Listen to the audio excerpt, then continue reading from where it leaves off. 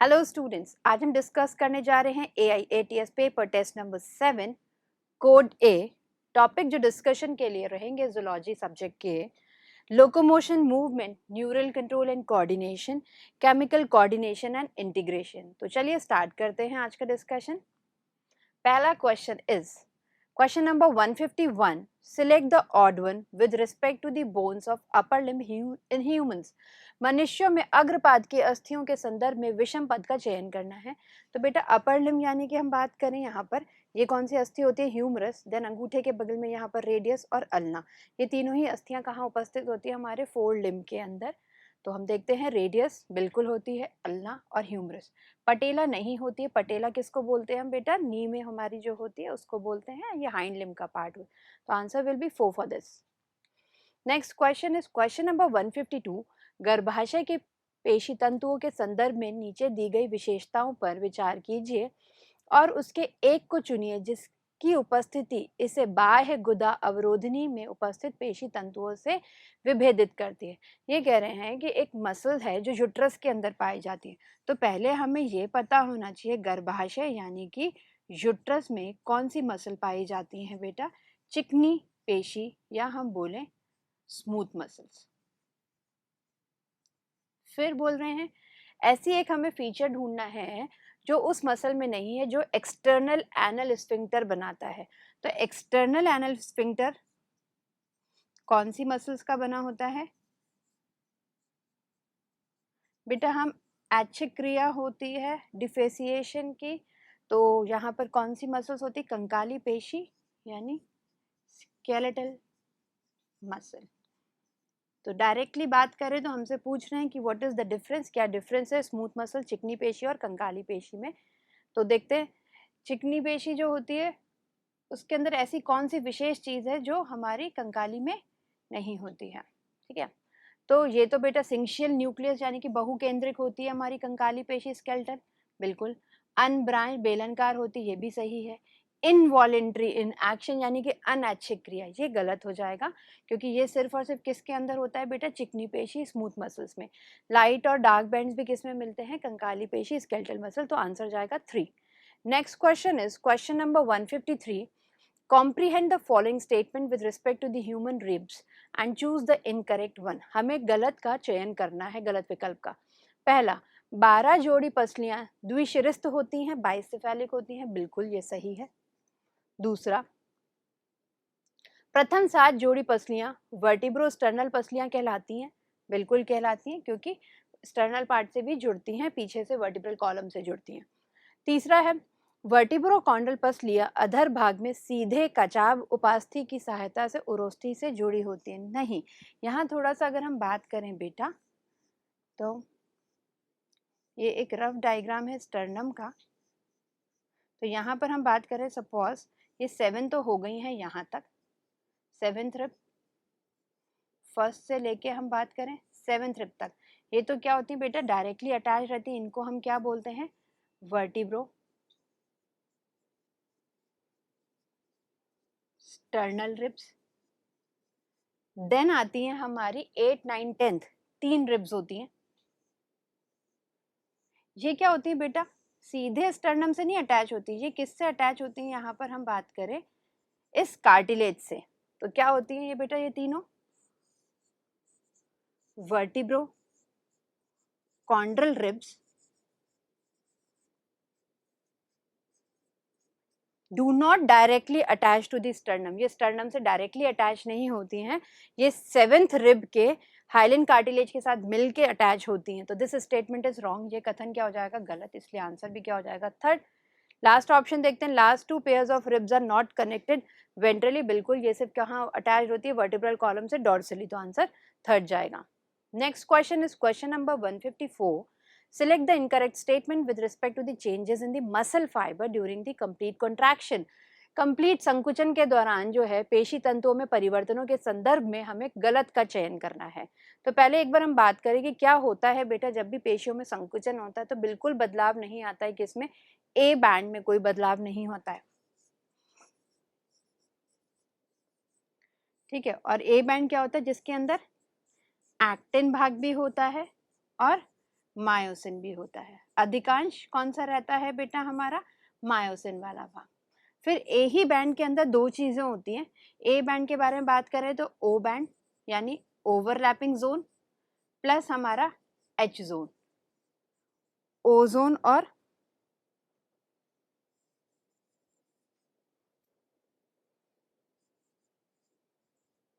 ओ मतलब क्या हो गया, ओवरलैपिंग जोन जिसमें एक्टिन और मायोसिन एक दूसरे के ऊपर ग्लाइड अप करेंगे, और एच जोन वो वाला पार्ट हो गया जिसके अंदर सिर्फ और सिर्फ कौन रहता है बेटा, मायोसिन रहता है।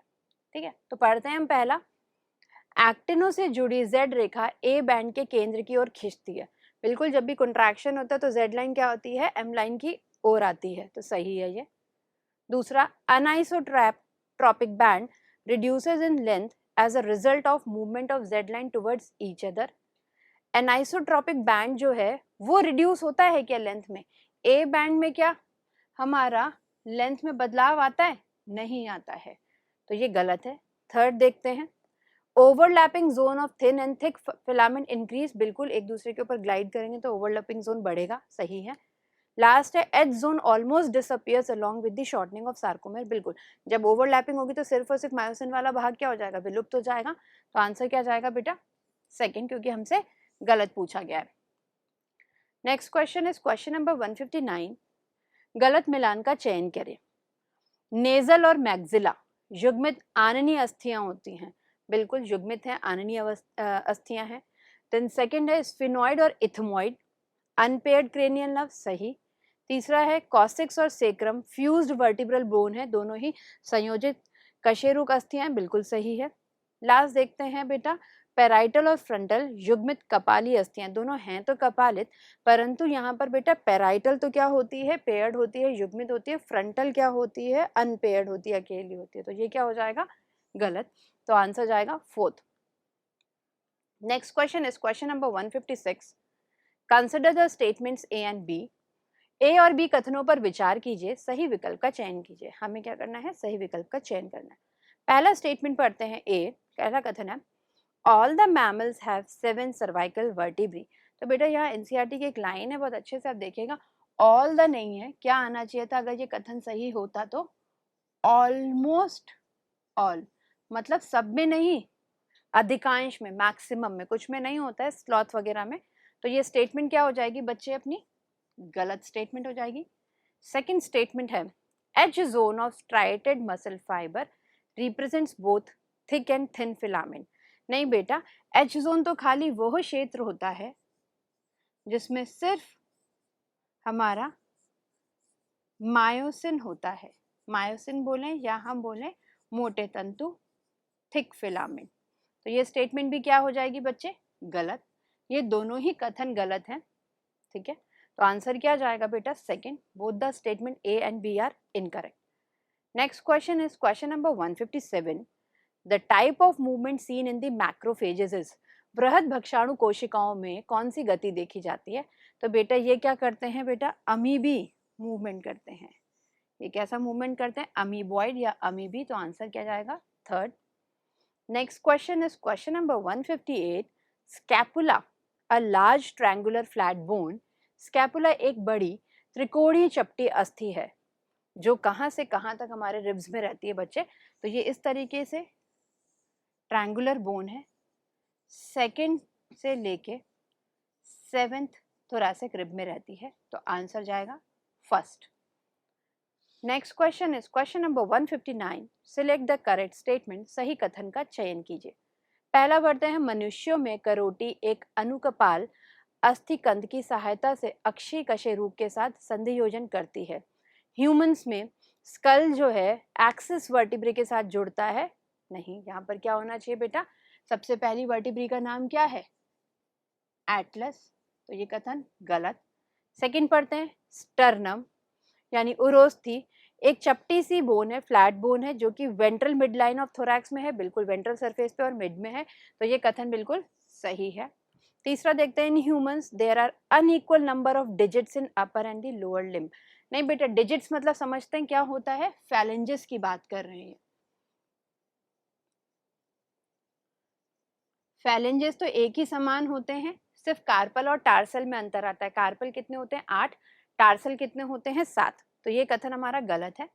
लास्ट ऑप्शन है pelvic girdle bones help in the articulation of the upper limb with the axial skeleton. श्रोणि मेखला अस्थियों का अक्षी कंकाल के साथ अग्रपाद के संधि योजन में सहायता करती है। नहीं बच्चे, यहाँ पर हम बात करें कि पेल्विक गर्डल जो है वो हमारा अपर लिम्ब के संदर्भ में नहीं होता है, किसके संदर्भ में होता है, नीचे पश्च वाले के यानी लोअर लिम्ब के। इस वजह से ये कथन क्या हो जाएगी, गलत।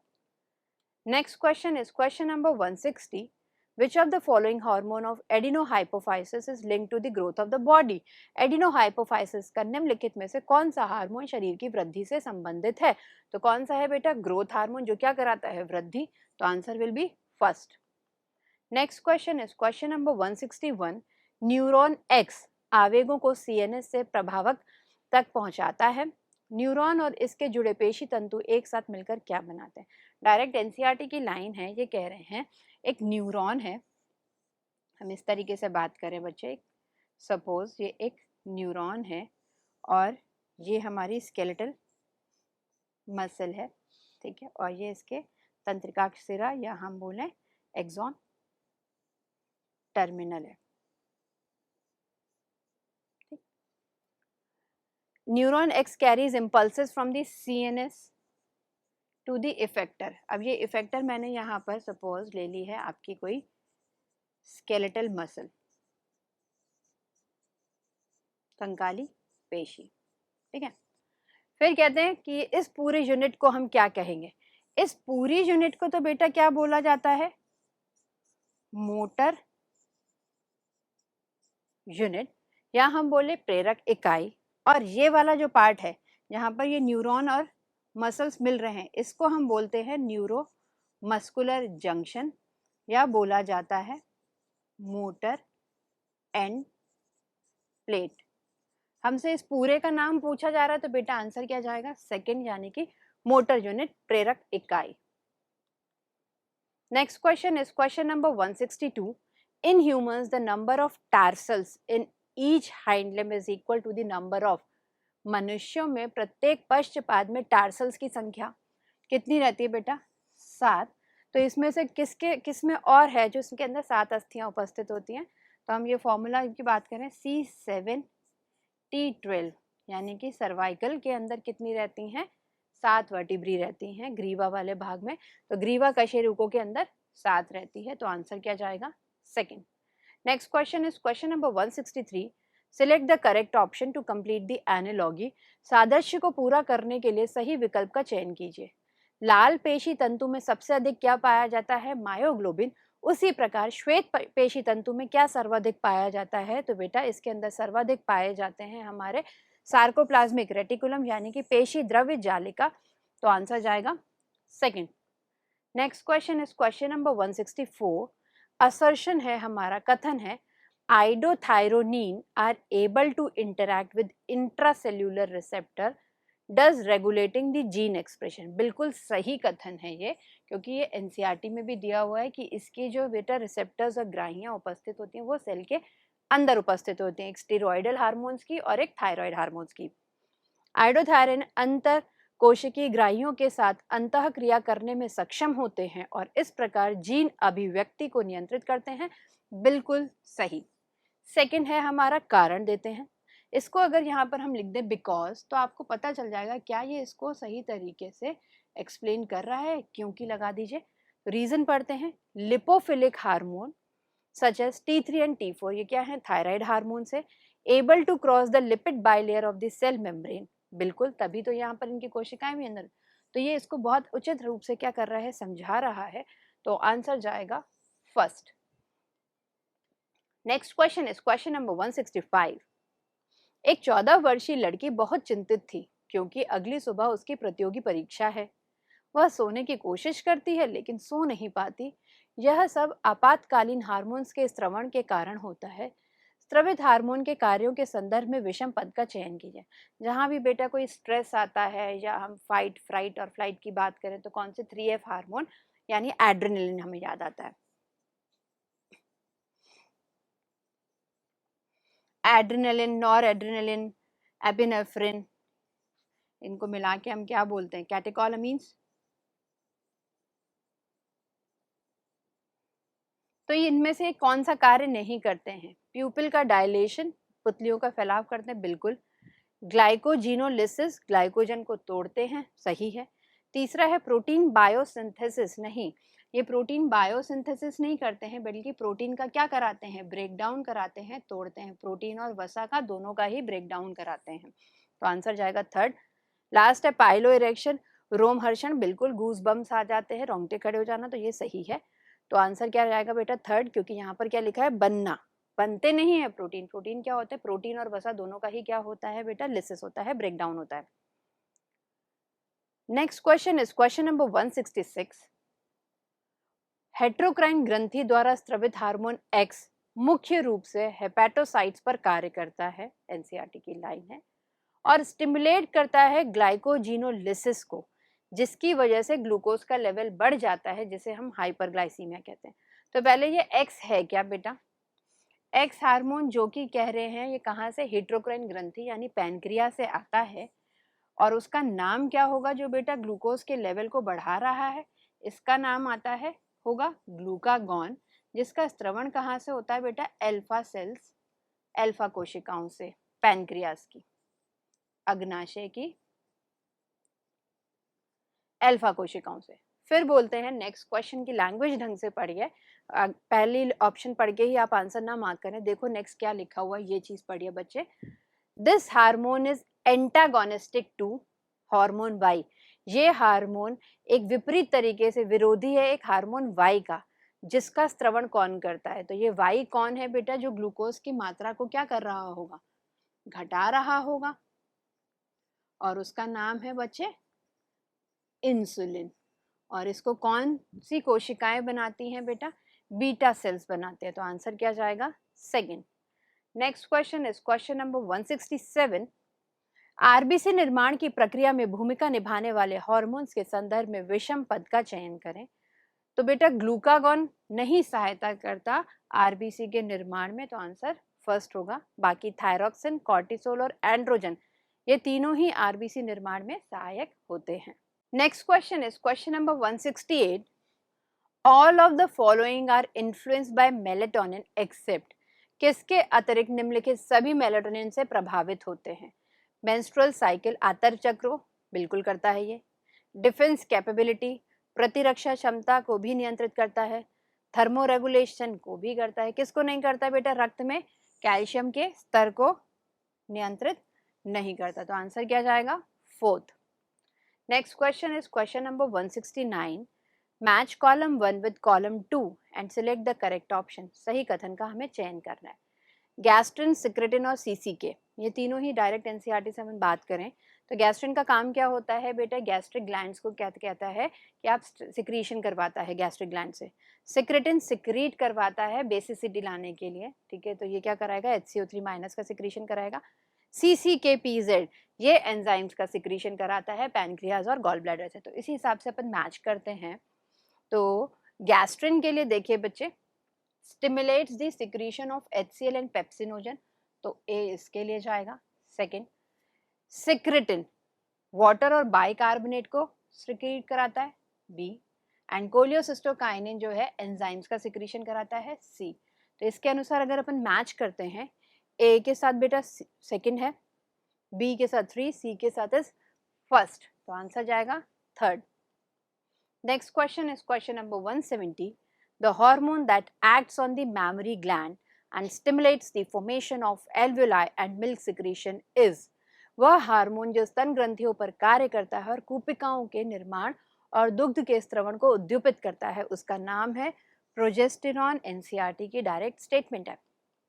Next question is question number 171.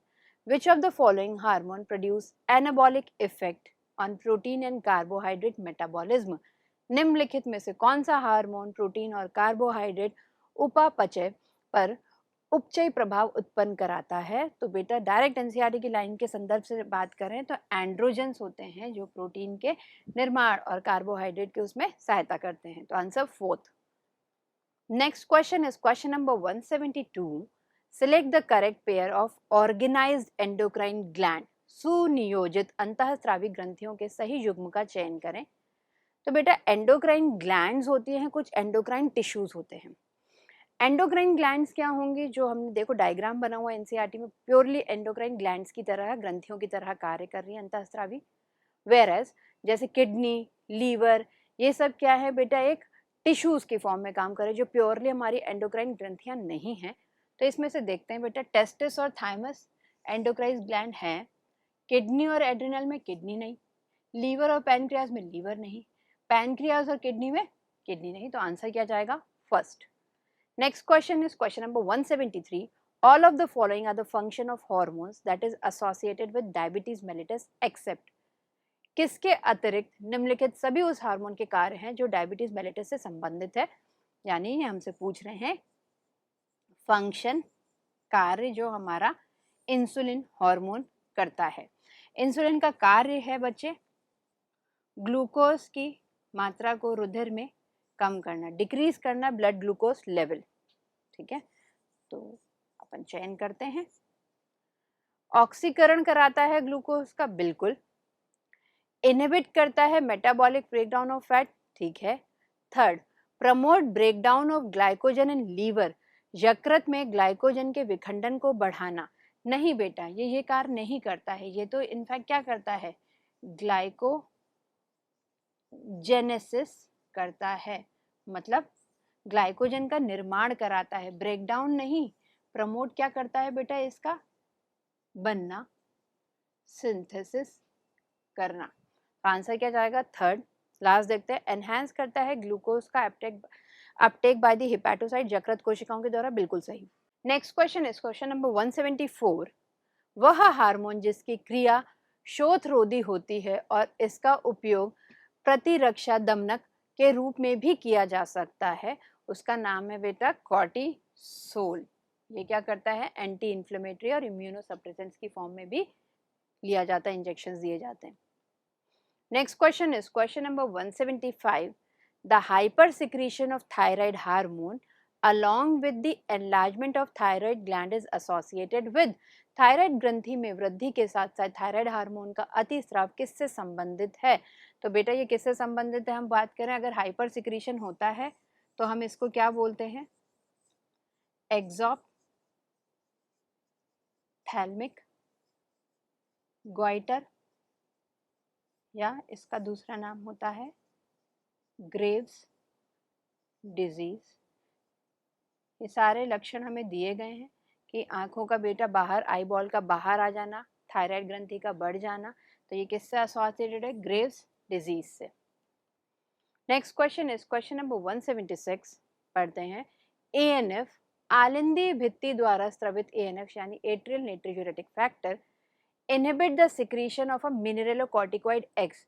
यह एक मिनरलोकॉर्टिकॉइड एक्स का स्रवण को बेटा इनहिबिट करता है, विपरीत कार्य करता है। इस एक्स का नाम क्या है, एल्डोस्टेरॉन। फिर पूछते हैं ये एल्डोस्टेरॉन जो है वो किसके मेंटेनेंस में सहायता करता है, इलेक्ट्रोलाइट्स के लिए करता है, बिल्कुल। बॉडी फ्लूइड वॉल्यूम, बिल्कुल। ब्लड प्रेशर, बिल्कुल। और एक और दिया हुआ एनसीईआरटी में ऑस्मोटिक प्रेशर, परासरणीय दाब को भी मेंटेन कराता है। ये तीनों ही कार्य कराता है, तो आंसर जाएगा बच्चे fourth. Next question is question number 177. Thymus gland is a lobular structure. Thymus ग्रंथि एक पालित संरचना है जो कि लंग्स के मध्य में उपस्थित होती है। तो इसकी लोकेशन, इससे बहुत बार कंसेप्चुअल समझ लें, ये स्टर्नम है, ठीक। यहाँ पर हार्ट उपस्थित है, हार्ट से यहाँ पर क्या जा रही है बेटा, ये महाधमनी यानी आयोटा, और यहाँ उपस्थित है आपकी पालित ग्रंथि। एक रफ डायग्राम से जस्ट हमें याद रहे, समझ में आ जाए, यहाँ पर उपस्थित है थाइमस ग्रंथि। तो आयोटा के लिए ये वाला चीज तो डोर्सल है, पृष्ठीय भाग है, और ये वाली चीज क्या है बेटा, ये सरफेस क्या है, वेंट्रल यानी अधर भाग है। स्टर्नम के पीछे है और आयोटा के कहाँ है बेटा, वेंट्रल यानी अधर भाग में। तो अपन ऑप्शन का चयन करते हैं, बिहाइंड दी स्टर्नम, बिल्कुल स्टर्नम के पीछे है, और on the ventral side of the aorta, महाधमनी के अधर सतह पर है। तो आंसर क्या जाएगा बेटा, फर्स्ट। नेक्स्ट क्वेश्चन है हमारा question number 178, the neurons of the olfactory epithelium extend from outside environment directly into the pair of broad bean-sized organ called dash, which are extension of dash। तो ये NCERT की direct line है कि घ्राण उपकला के न्यूरॉन्स बाह्य वातावरण से सीधे एक जोड़ी वृहद सेम के आकार के अंगों से विस्तारित होते हैं, जिन्हें हम क्या कहते हैं बेटा? ऑल्फैक्टरी बल्ब कहते हैं। एक तरीके से किसका विस्तारण है बेटा? ये हमारे लिम्बिक सिस्टम का, लिम्बिक तंत्र का विस्तारण। तो आंसर का चयन करते हैं हम ऑल्फैक्टरी बल्ब एंड लिम्बिक तंत्र। First option will be the correct answer. Next question है हमारा क्वेश्चन नंबर 179, कपाली मेनिंजेस अर्थात पाया मैटर, एरेकेनॉइड और ड्यूरा मैटर को बाहर से अंदर की तरह सही क्रम में लगाना है।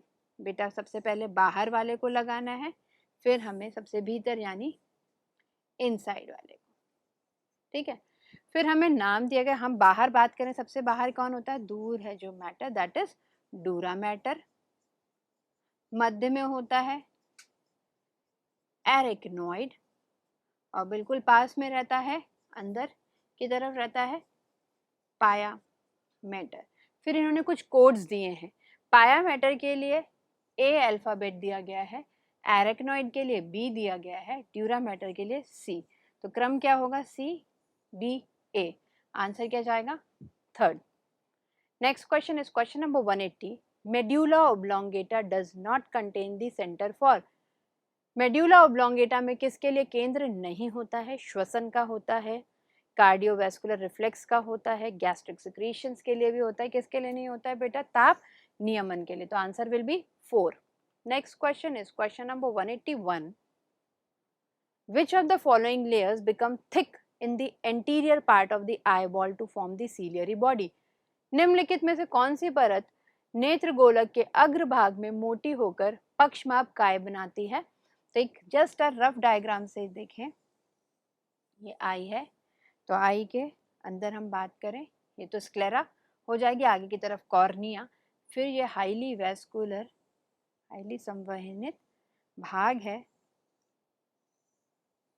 जिसको हम क्या कहते हैं? कोरॉइड कहते हैं, और ये आगे की ओर फूल जाती है जिसको हम कहते हैं सीलियरी बॉडी, पक्षमाप काय। तो किसके एक्सटेंशन से बनी है बच्चे? कोरॉइड के। तो आंसर क्या जाएगा इसका? Second. Next question is question number 182, what will be the effect on knee jerk reflex if interneurons are removed from the spinal cord. यदि मेरुरज्जु में से इंटरन्यूरॉन को अलग कर दिया जाए तो नी जर्क रिफ्लेक्स पर क्या प्रभाव आता है? तो यहाँ आपको ध्यान होना चाहिए कि नी जर्क रिफ्लेक्स में बेटा इंटरन्यूरॉन का कोई कार्य ही नहीं होता है। जब वो इन्वॉल्व ही नहीं है तो इस प्रक्रिया में कोई भी बदलाव नहीं आएगा। तो आंसर आपका सेकंड जाएगा। Next question is question number 183, select the correct match. सही मिलान का चयन कीजिए। यूनिपोलर न्यूरॉन, यूनिपोलर न्यूरॉन किस में होते हैं बच्चे? ये होते हैं भ्रूणिक अवस्था में, एम्ब्रियोनिक स्टेज में होते हैं। बाइपोलर एम्ब्रियोनिक स्टेज में होते नहीं, ये कहाँ उपस्थित होते हैं? रेटिना ऑफ आई में। Third, Nisal granule cell body कोशिका काय में, ये बिल्कुल सही है। हाइंड ब्रेन में एसोसिएशन एरिया होते हैं नहीं, सहभागी क्षेत्र कहाँ उपस्थित होते हैं बेटा? फोर ब्रेन में, कॉर्टेक्स वाले भाग में, वल्कुट वाले भाग में। तो answer third is correct. Next question है question number 184, the dorsal portion of the mid brain consist of 4 round swellings called. 4 लोबनुमा उभारों से बना मध्य मस्तिष्क का पृष्ठ भाग कहलाता है। इसको हम क्या कहते हैं बेटा? 4 इस तरीके से लोब रहती हैं, कॉर्पोरा, क्वाड्रिजेमिना, और इस स्टॉक को हम क्या कहते हैं? क्रूरा सेरिब्री। तो आंसर विल बी थर्ड यानी कॉर्पोरा क्वाड्रिजेमिना। यहाँ पर इस तरीके से भी क्वेश्चन है कि भाई कॉर्पोरा क्वाड्रिजेमिना कहाँ उपस्थित है, इस चीज को भी देखिए बेटा, डॉर्सल पोर्शन पे। तो answer will B third. Next question is question number 185, select the incorrect statement. गलत कथन का चयन करिए। when all the photopigments responsible for photopic vision are stimulated equally, a sensation of white light is produced. Direct NCERT की line है और ये कथन बिल्कुल सही है, हमें गलत का चयन करना है। दूसरा, fovea of macula लूटिया has the greatest visual acuity, बिल्कुल सबसे अच्छी इमेज चित्र वहीं बनता है, ये भी कथन सही है। तीसरा, the association areas in the brain are neither clearly sensory nor motor in function, सहभागी क्षेत्र ना ही बेटा आपके संवेदी होते हैं ना ही प्रेरक तरीके के होते हैं, तो ये भी बिल्कुल सही है। लास्ट है, fovea is a pigmented spot situated medial to the blind spot, बेटा ये मीडियल नहीं होता है, यहाँ पर ये चीज इन्होंने क्या दी हुई है, गलत, तो आंसर क्या जाएगा, फोर्थ, ये भी एनसीईआरटी की लाइन है। Next question is question number 186, मनुष्यों में टेम्पोरल अस्थि किसके माध्यम से पैराइटल अस्थि से जुड़ी होती है, यहाँ पर हमें क्या बताना है, कौन सा ज्वाइंट होती है, संधि होती है, तो बेटा जो कपाली अस्थियां हैं, संपूर्ण कपाली अस्थियां, वो किससे जुड़ी होती हैं, इस तरीके से बेटा फाइब्रस ज्वाइंट से जुड़ी रहती हैं, जो कि इमूवेबल ज्वाइंट है, ठीक है। तो हम आंसर देखते हैं बेटा, फाइब्रस ज्वाइंट, सूचर्स कहते हैं, रेशी संधि, तो आंसर क्या जाएगा, fourth. Next question is question number 187, select the incorrect statement, गलत कथन का चयन कीजिए। पहला पढ़ते हैं, constriction of skin blood vessel and contraction of skeletal muscle when it is too cold is an example of negative feedback loop in human. Negative feedback loop in human का अर्थ है कि हमारा शरीर ना होम्योस्टैसिस मेंटेन करना चाहता है, तापमान को कैसे भी करके नियंत्रित करेगा, तो ये कथन बिल्कुल सही है। Second, a steroid hormone name ecdysone controls the moulting in insects. Ecdysone नामक स्टेरॉइड हार्मोन कीटों में निर्मोचन को नियंत्रित करता है, बिल्कुल, ये क्या कराता है, एक्डाइसिस को नियंत्रित करता है, ये भी कथन बिल्कुल सही है। Third, tryptophan is the precursor of serotonin, tryptophan serotonin का अग्रगामी है, बिल्कुल, ट्रिप्टोफैन अमीनो एसिड से क्या बनता है बेटा, सेरोटोनिन, और उसी में बहुत सारी केमिकल रिएक्शन के बाद सेरोटोनिन से क्या बनता है, मेलेटोनिन हार्मोन, ये भी सही है। लास्ट देखते हैं, Bowman's glands are located in the kidney. अब देखो यहाँ पर किडनी लिखा हुआ है, किडनी में ना बाउमेन ग्लैंड नहीं होती है, बाउमेन कैप्सूल होती है बेटा, बाउमेन संपुट होता है, बाउमेन ग्लैंड नहीं होती है। बाउमेन ग्लैंड कहाँ उपस्थित होती है, घ्राण उपकला में, यानी ऑल्फैक्टरी एपिथीलियम में, सीरस फ्लूइड का स्रवण करती है, तो आंसर क्या जाएगा, fourth. Next question is question number 188, choose the incorrect statement, गलत का चयन करना है। Tetany can be caused due to hyposecretion of parathormone, अपतानिका पैराथार्मोन के अल्प स्रवण के कारण हो सकता है। तो देखो बेटा, पैराथार्मोन का कार्य क्या होता है, इसको एक्सप्लेन तो करें कि ये सही है या गलत। पैराथार्मोन का कार्य होता है कैल्शियम की मात्रा को बढ़ाना। अब यदि पैराथार्मोन ही कम हो गया तो कैल्शियम की मात्रा क्या हो जाएगी, कम। अगर डिक्रीज हो जाएगा पैराथार्मोन का स्रवण तो कैल्शियम की मात्रा कम हो जाएगी, और कैल्शियम की मात्रा कम होने से क्या हो जाती है, अपतानिका यानी टिटैनी, तो ये तो बिल्कुल सही है। दूसरा, cornea is the most sensitive part of the I, cornea नेत्र का सबसे संवेदनशील भाग है, बहुत ज्यादा हाईली इनर्वेटेड होता है नर्व से, तो ये भी बिल्कुल कथन सही है। Third, the thigh muscles of Macaca are striated and voluntary. अब ये देखिए ना, इसमें लॉजिक क्या रहता है, आपको नाम नहीं भी पता तो थाई में है बेटा, हमारी कंकाल से जुड़ी हुई है, बोन से जुड़ी हुई है, तो ये कैसी पेशी होगी, कंकाली। ये क्या स्ट्राइटेड होती है और वॉलेंट्री ऐच्छिक होती है, बिल्कुल, ये भी सही है। नेक्स्ट देखते हैं, an acromion process is characteristically found in the pelvic girdle of mammal.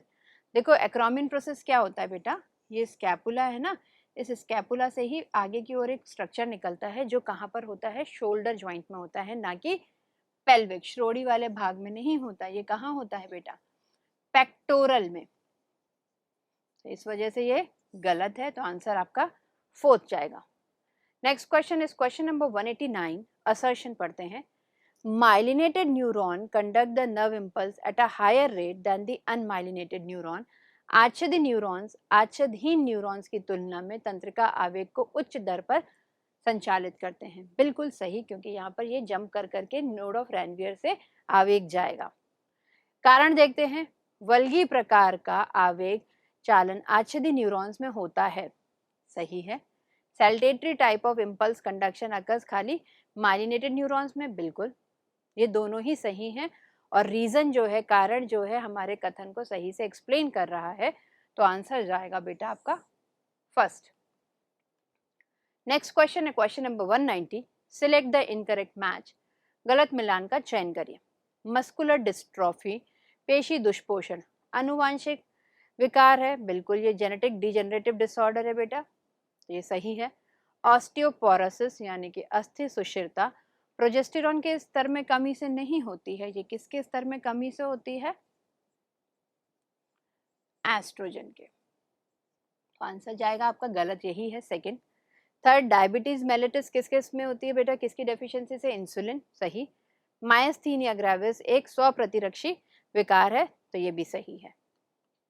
Next question हमारा question number 191। Adrenaline and noradrenaline are collectively called. इन दोनों को सामूहिक रूप से क्या कहा जाता है? कैटेकॉल अमीन कहा जाता है। Answer second. Next question is question number 192। Select the incorrect statement. गलत कथन का चयन करिए। Gonadotropin releasing hormone release by the master of master gland, मतलब हाइपोथैलेमस से, जो कि स्टिमुलेट करता है एडिनोहाइपोफाइसिस को गोनाडोट्रोपिन को रिलीज करने के लिए। बिल्कुल सही है ये। Second, somatostatin release by the hypothalamus enhances the release of growth hormone. नहीं, एनहांस नहीं करता, बढ़ाता नहीं, उसको क्या करता है? घटाता है, डिक्रीज करता है। हमसे गलत ही पूछा गया था, तो बेटा गलत कौन सा है? सेकंड। थर्ड देखते हैं, neurohypophysis is under the direct neural regulation of the hypothalamus. बिल्कुल, क्योंकि ये उसके एक्सटेंशन से ही निर्माण होता है, हमारी पोस्टीरियर लोब ऑफ पिट्यूटरी यानी न्यूरोहाइपोफाइसिस का। फोर्थ देखते हैं, thermoregulation is an important function of basal part of the diencephalon. Basal part of the diencephalon मतलब क्या हो गया बेटा? अगर हम इस तरीके से बात करें, ये डायंसिफिलॉन की रूप है ना, तो ये इसको बोलते हैं एपिथैलेमस। नीचे की ओर क्या होता है? हाइपोथैलेमस। तो बेसल पोर्शन यानी ये किसके लिए बात कर रहे हैं हमसे? हाइपोथैलेमस। और ये भी कथन क्या है? बिल्कुल सही है। तो आंसर जाएगा second. Next question is question number 193। What will be the result if a stimulus greater than the threshold stimulus is applied to the skeletal muscle fiber। यदि कंकाल पेशी तंतुओं पर देहली उद्दीपन मान से अधिक मान का उद्दीपन आरोपित किया जाए तो परिणाम क्या होगा बेटा? यहाँ आपको एक चीज ध्यान रखनी होगी, ये फॉलो करते हैं ऑल और नन लॉ। इसका मतलब क्या होता है कि बस थ्रेशोल्ड स्टिमुलस मिलना चाहिए कि इतनी मात्रा में होना चाहिए, उससे ज़्यादा भी देंगे तो भी वही कार्य होगा जो थ्रेशोल्ड स्टिमुलस पे होता है। तो हम देखते हैं स्ट्रेंथ ऑफ कंट्रैक्शन जो है बढ़ जाएगी। क्या संकुचन की शक्ति बढ़ जाएगी? नहीं। दूसरा, संकुचन उसी बल से होगा जिस बल से देहली उद्दीपन पर होता है। बिल्कुल सही। तो आंसर जाएगा सेकेंड। थर्ड देखते हैं, मसल तंतुओं में क्या स्पाज्म आ जाएगा? नहीं। क्या मसल में संकुचन नहीं होगा? नहीं। आंसर क्या जाएगा? सेकंड, क्योंकि ये सही है। नेक्स्ट क्वेश्चन है क्वेश्चन नंबर 194। गलत का चयन करना है, गलत विकल्प का। पहला देखते हैं, एंटी डाययूरेटिक हार्मोन, जो जल के अवशोषण के संदर्भ में हम बात करें, stimulates the contraction of myometrium. Myometrium या यूट्रस की मसल्स को कॉन्ट्रैक्ट कराती है? नहीं। ये कार्य किसका है बेटा? ये तो ऑक्सीटोसिन या हम बोले पिटोसिन का है। तो आंसर यही जाएगा फर्स्ट। नेक्स्ट क्वेश्चन है हमारा question number 195। How many of the following hormones given below in the box are peptide hormone. निम्न में से कौन सा पेप्टाइड हार्मोन है, उसका हमें चयन करना है। ग्लूकागॉन एक पेप्टाइड हार्मोन होता है? बिल्कुल होता है। थाइमोसिन पेप्टाइड हार्मोन है। एल्डोस्टेरॉन नहीं है, ये एक स्टेरॉयडल हार्मोन है। फॉलिकल स्टिमुलेटिंग हार्मोन एक पेप्टाइड हार्मोन है? बिल्कुल। एपिनेफ्रिन नहीं है। एपिनेफ्रिन क्या होता है? एक अमीनो एसिड से डिराइव्ड है, टायरोसिन से। अमीनो एसिड डेरिवेटिव है। लास्ट स्टेरॉइडियल, ये भी नहीं है, ये क्या है, एक स्टेरॉइडल हार्मोन है। तो कुल मिला के 3 है, तो बेटा आंसर जाएगा फर्स्ट यानी 3। Next question is question number 196। Consider the following statement carefully, select the incorrect one. हमें गलत का चयन करना है। पहला पढ़ते हैं, flow of current through chemical synapses by directional.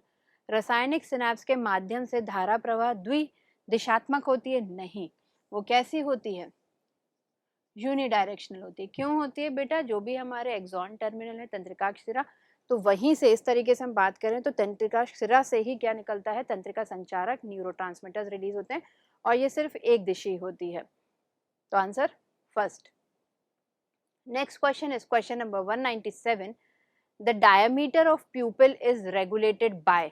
हम बात करें, ये प्यूपिल है, तो प्यूपिल के इधर क्या होता है बेटा, ये कलरफुल पार्ट हमारी आईज का, जिसके अंदर मसल्स होती हैं, ये है आइरिस और ये है आपका प्यूपिल।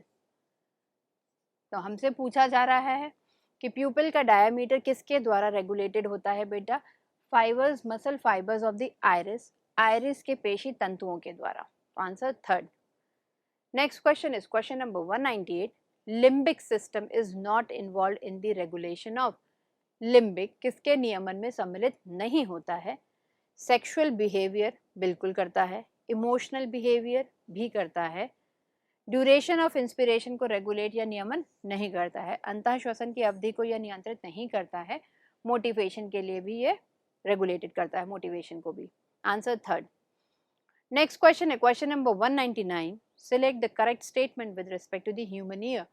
मानव कर्ण के संदर्भ में सही कथन का चयन करिए। पहला पढ़ते हैं, macula of organ of Corti is the sensory part of saccule and utricle. Macula, utricle और सेक्यूल का सेंसरी भाग तो है, लेकिन ये ऑर्गन ऑफ कॉर्टी में नहीं होता है, तो ये चीज गलत दी हुई है।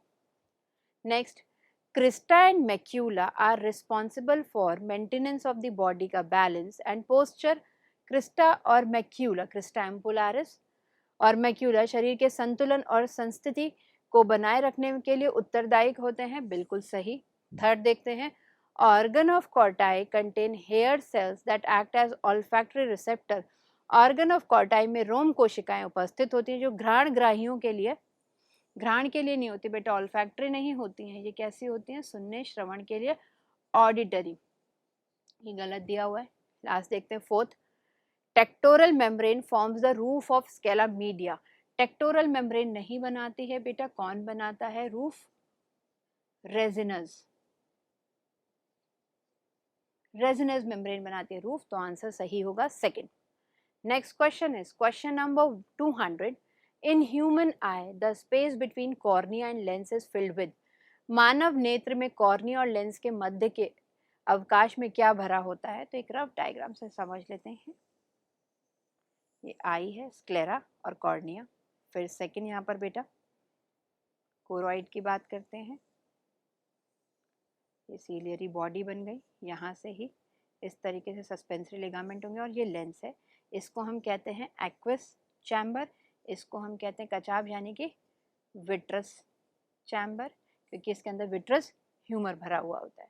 तो हमसे पूछ रहे हैं कि कॉर्निया और लेंस के मध्य में क्या होगा, तो कॉर्निया और लेंस के मध्य में होगा बेटा एक्वस ह्यूमर, तो आंसर जाएगा सेकंड। तो ये हमारा डिस्कशन था AITS पेपर का, प्योरली NCERT बेस्ड। बिल्कुल आराम से, संयम से NCERT पढ़िए। All the very best, thank you.